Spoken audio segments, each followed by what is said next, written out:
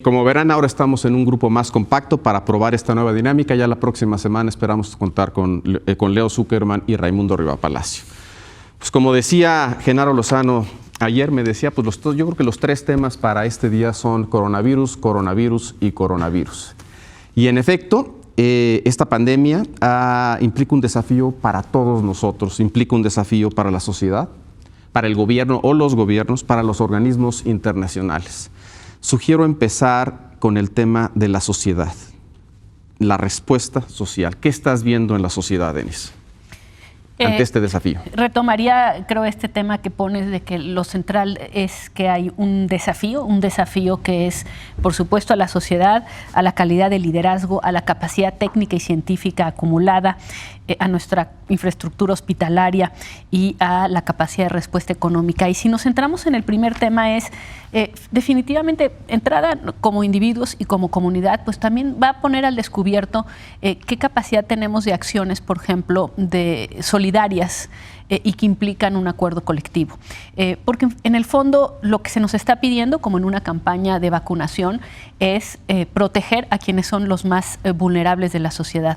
Los datos que conocemos hasta el día de hoy, no somos epidemiólogos, pero lo que hemos leído dice que la gran mayoría, en principio, si no tiene condiciones preexistentes, tendría que tener una experiencia, digamos, leve de la enfermedad. Sin embargo, de todos depende el impacto que tenga sobre quienes están más expuestos. Y creo que ahí vamos también a ver qué es lo que ocurre. Hay países que han tenido reacciones extraordinarias por su capacidad de imponer a la sociedad una serie de medidas, pero hay otros que han tenido una reacción también extraordinaria por su capacidad cultural y comunitaria de seguir ciertos lineamientos sin necesidad de que la fuerza se los imponga. ¿Y dónde ves a México en este momento? Entonces, estamos en un estado todavía, exactamente. Me parece absolutamente prematuro decir cómo la sociedad está reaccionando. Pero sí ves muchas iniciativas, ¿no? De distintos grupos sociales, las ves de algunas empresas, las ves de cámaras empresariales, de universidades, la UNAM. O sea, sí ves que se han ido tomando medidas, digamos, sin necesidad que se las impongan. Yo creo que hay un tema y es, tenemos a nuestro favor el hecho de que, a diferencia de cualquier otro país del mundo, nosotros tenemos una experiencia previa. Ningún otro país tiene como México, y eso tiene varias implicaciones. Desde luego, nosotros recordamos todos lo que pasó con el virus del H1N1 y tuvo varias implicaciones. Una, socializar de una manera prematura con respecto al resto del mundo una serie de cosas básicas, como por ejemplo el estornudo, que le llaman de etiqueta, o no sé cómo le dicen, pero que... Sí, en el codo. Y el otro es que también, y en ese sentido luego lo platicaremos, tenemos un conocimiento científico acumulado que tendríamos que apreciar. Y que creo que lo platicaremos más adelante en el tema de la reacción del gobierno, pero hay en México personas que hoy están a cargo de hacer frente a este desafío para todos, es un desafío mundial, que tienen una experiencia previa en una circunstancia de incertidumbre mucho mayor, porque en ese entonces no conocíamos ni la letalidad, porque había surgido aquí, era una incógnita absoluta. En ese sentido creo que no debemos menospreciar esos elementos. Genaro, desde el lado de la sociedad, ¿qué ves? ¿Qué destacarías? Sí, Leopoldo, veo muchos temas. A ver, por un lado, una crisis así siempre saca lo mejor y lo peor de la clase política y también de las sociedades. Y como bien dice Denise, tenemos experiencia previa en organizarnos, en ser solidarios, no nada más por el tema del H1N1, la experiencia previa también de los sismos del 2017 hicieron que la sociedad nos uniéramos y que salieran experimentos incluso de poder poner información en tiempo real y verificar muchos casos, como el caso de @verificado19S. Fíjate que ya hay ahorita del mismo grupo de estos jóvenes que hicieron esta plataforma digital en ese momento, ya hay una cuenta que ya está verificada en Twitter que dice vacúnate contra la desinformación, @COVID, como el virus, MX, @COVIDMX. Es decir, creo que ya hay muchas personas que están volteando a ver y diciendo, a ver, esto nos trae la oportunidad de poder vacunarnos en contra de la desinformación, de poder ser solidarios, de no entrar en compras de pánico, de por supuesto no ir a las farmacias a comprar los cubrebocas que son para personal médico y que son para personas que tienen síntomas. Lo malo también de esto, por supuesto, es la xenofobia que estamos empezando a ver ya no nada más en algunos casos de aquí, en algunas zonas de la Ciudad de México hay personas de origen asiático y en efecto ahí de repente yo sí he visto a la gente que si ve a una persona asiática se va. En algunas zonas de la Ciudad de México también he visto que en los supermercados ya no hay papel higiénico, por ejemplo, lo cual ha sido se ha difundido la paparrucha, la noticia falsa de que el papel higiénico por algo hay que tener en casa y eso es simplemente un contagio, digamos, de información falsa. He visto también que mucha gente está utilizando su propia preferencia o identidad política, incluso también en redes sociales, para desinformar a la gente. Cuando lo que estamos viendo, y vamos a hablar seguramente, y yo sé que al rato vamos a hablar de la respuesta gubernamental, cuando estamos viendo información todos los días, información pública, oficial, a las 7 de la noche, técnica, y creo que todos, la sociedad ahorita en México, deberíamos de estar poniendo atención a eso, estar poniendo atención a las recomendaciones que son lavarte las manos, no tocarte la cara, el estornudo etiqueta, hay que repetir eso hasta el cansancio, y muchas iniciativas buenas en redes sociales de gente, de comunicadores, de líderes de opinión, de influencers que están pidiendo a la gente quédate en la casa, si no tienes que salir, no salgas, ¿no? Entonces veo la posibilidad de que saquemos otra vez lo mejor como sociedad también con esos brotes, por supuesto, que me preocupan. René, a diferencia de otras sociedades como las europeas, el propio Estados Unidos, en donde el gobierno puede imponer medidas y asumir los costos económicos de esas medidas, en México la capacidad de apoyar económicamente a los afectados por las medidas gubernamentales es más bien limitada y en ese sentido también creo que la solidaridad social se vuelve particularmente importante, es decir, gente que porque ya no circula tanto tráfico, por ejemplo, en los autobuses, tanto movimiento de gente que puede comprar incluso en el ambulantaje, a gente que se va a quedar sin trabajo, es decir, sí hay ese peso adicional de la economía, de las familias, ¿no, René? Así es, Leopoldo. Yo tengo la impresión de que estamos insertos, digamos, en un primer grado de lo que será un proceso educativo social. Es decir, la gente está comenzando a internalizar todas aquellas recomendaciones, como señalaba hace unos minutos. Y eso creo que nos va a conducir a tener actitudes que a veces corren del pánico a la serenidad. En esto va a ser clave, Leopoldo, a mi parecer, los propios medios de comunicación, quienes entramos a decir y asegurar o afirmar cosas que creo que tenemos que ser muy cuidadosos porque somos claves en la forma en que nos vayamos educando frente a la crisis sanitaria. Y dos, va a ser determinante también la compostura que guarden los actores y los factores políticos. Si empiezan a hacer del coronavirus una suerte de botín para ver si se logra debilitar a la autoridad, al gobierno establecido en este caso, o si se pueden derivar ganancias, creo que se cometería un profundo error. Se habla, en efecto, de los efectos del coronavirus en la salud, en la economía, como lo acabas tú mismo de mencionar, pero se habla poco de los efectos en la política. Y ahí es donde creo que tenemos que ser todos muy mesurados, muy prudentes y muy cuidadosos en las posturas que se adoptan públicamente, porque ahí es donde está la escuela social. Si logramos transmitir la idea de que este es un asunto serio, delicado, grave, que podemos remontar, creo que con todos los daños que pueda provocar la pandemia, creo que la vamos a librar correctamente. Sergio, un asunto que nos compete a todos por igual y que en principio no admitiría divisiones. Pues no, en principio no tenemos por qué tener divisiones. Todos queremos combatir la epidemia, la pandemia, y creo además que la gente ha sido bastante disciplinada. Me sorprende, de hecho, el grado de disciplina de la gente. Ha entendido las advertencias de los médicos, ha entendido que se tiene que lavar las manos constantemente, que tiene que guardar una distancia. Lo estamos haciendo nosotros en esta transmisión.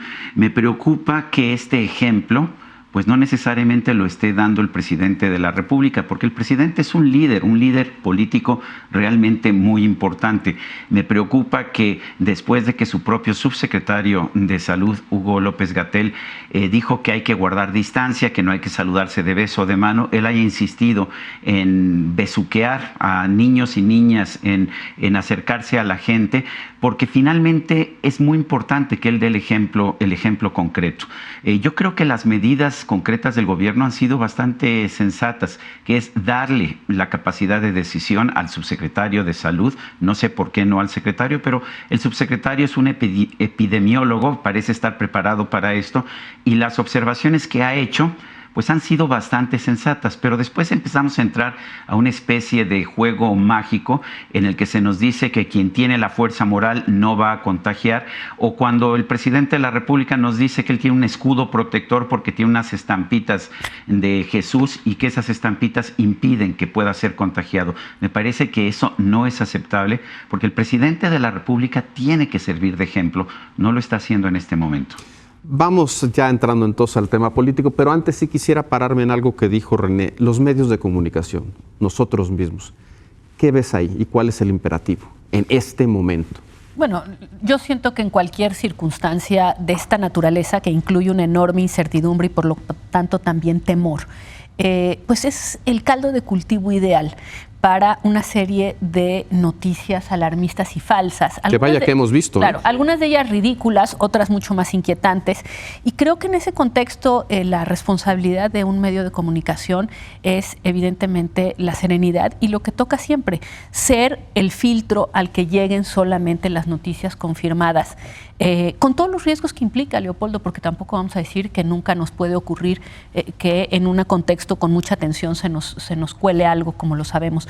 Pero creo que esa es la responsabilidad. Y por otra parte es el tono. Me resulta fundamental que los medios hoy nos hagamos responsables del tono en que informamos, porque así como para los políticos esto no debe ser, digamos, pólvora para sus pleitos, creo que para nosotros tampoco podría ser un elemento de ningún tipo de exageración ni de tono apocalíptico. No lo requiere. Estamos viviendo una circunstancia muy delicada con una serie de elementos absolutamente de resultado incierto y me parece que lo que hay que hacer es ir informando poco a poco y acompañando desde la serenidad a la sociedad de lo que estamos viendo y tratando de ayudarnos con los expertos para tratar justamente de ir distinguiendo. Ha habido casos muy, muy delicados, por ejemplo, el tema muy científico de si el ibuprofeno, que es un antiinflamatorio que también se toma para la calentura, es dañino. Lo dijo el secretario de Salud de Francia, lo retomó la Organización Mundial de la Salud, entonces no es una fake news, ¿no? Se puede retomar. Pero podría haber sido una fake news. Es muy difícil distinguir entre lo que es y no es cierto. ¿Y qué es lo que requiere? Tiempo. Y creo que en estos casos el peor error periodístico sería simplemente la precipitación.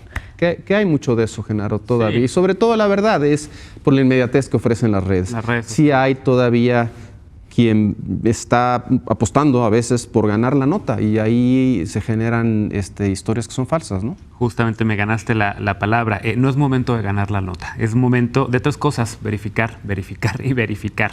Que creo que es la obligación primaria de cualquier medio de comunicación, de verificar que en efecto lo que estás reportando sea cierto.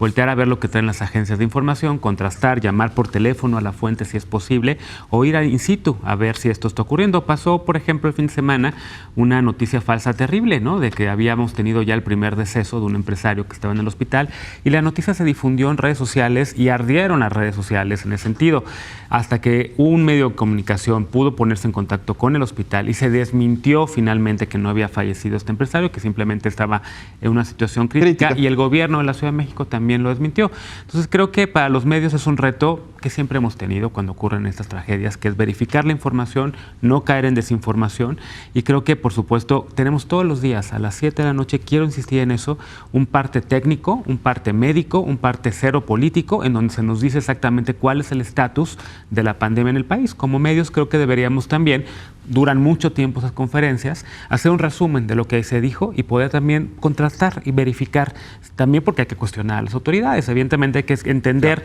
que lo que están haciendo es tratar de dar la información más fidedigna, pero nuestra labor es también cuestionar. René, entrando a la parte política, obviamente lo primero es la respuesta gubernamental. ¿Qué ves ahí tú?